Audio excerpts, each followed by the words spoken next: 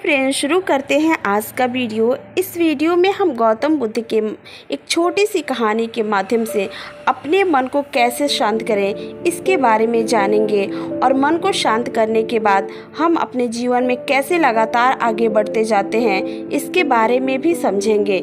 So friends, शुरू करते हैं आज की एक छोटी सी कहानी। गौतम बुद्ध रोज अपने शिष्यों को उपदेश देते थे। बुद्ध के प्रवचन सुनने शिष्यों के साथ ही अन्य लोग भी वहां पहुंचते थे। एक दिन जब बुद्ध प्रवचन दे रहे थे तभी एक व्यक्ति पहुंचा और वह बोला कि तथागत, मैं आपसे बहुत सारे प्रश्न पूछना चाहता हूँ। मेरा मन बहुत अशांत रहता है। कृपया मेरे प्रश्नों के उत्तर दें ताकि मेरा मन शांत हो सके। बुद्ध ने उससे कहा कि मैं तुम्हारे प्रश्नों के उत्तर जरूर दूंगा, लेकिन तुम्हें 1 साल तक मौन धारण करना होगा। 1 साल के बाद तुम जो भी पूछोगे मैं उन सारे सवालों के जवाब दूंगा। उस व्यक्ति ने कहा कि 1 साल बाद मेरे सारे प्रश्नों के उत्तर आप दोगे ना? बुद्ध ने कहा कि मैं अपनी बात का पक्का हूँ, तुम्हारे सारे प्रश्नों के जवाब मैं दूंगा, लेकिन 1 साल बाद। बुद्ध की बात मानकर उस व्यक्ति ने मौन व्रत धारण कर लिया। धीरे धीरे मौन की वजह से उसका मन एकाग्र होने लगा। वह ध्यान में उतरने लगा, मन भी शांत होने लगा। उसके सभी प्रश्न खत्म होने लगे।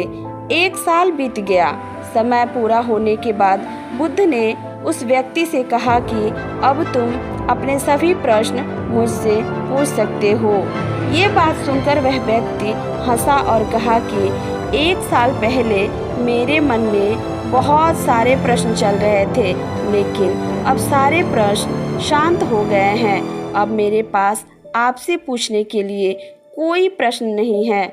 बुद्ध ने उस व्यक्ति से कहा कि जब तक हमारा मन शांत नहीं है, मन में ढेरों प्रश्न उठते रहते हैं। उसकी परेशानियां बनी रहती है। अज्ञान और भ्रम की वजह से हमारा मन प्रश्नों के उत्तर तक पहुंच ही नहीं पाता है। कुछ समय मौन धारण करके हम हालातों को समझेंगे तो सारे प्रश्नों के उत्तर स्वतः ही मिलने लगते हैं। मन शांत हो जाता है तो सारे प्रश्न खत्म भी हो जाते हैं। सारी चीज़ें हम आसानी से समझने लगते हैं और जीवन में सुख शांति मिल जाती है। सो फ्रेंड्स, ये थी एक छोटी सी कहानी और इसके माध्यम से हम अपने मन को कैसे शांत रख सकते हैं और कैसे अपने जीवन की हर एक परेशानियों से उबर सकते हैं। तो फ्रेंड्स, इस कहानी से अगर आप सभी को कुछ सीखने को मिला हो तो कहानी को लाइक और चैनल को सब्सक्राइब जरूर कर लीजिएगा।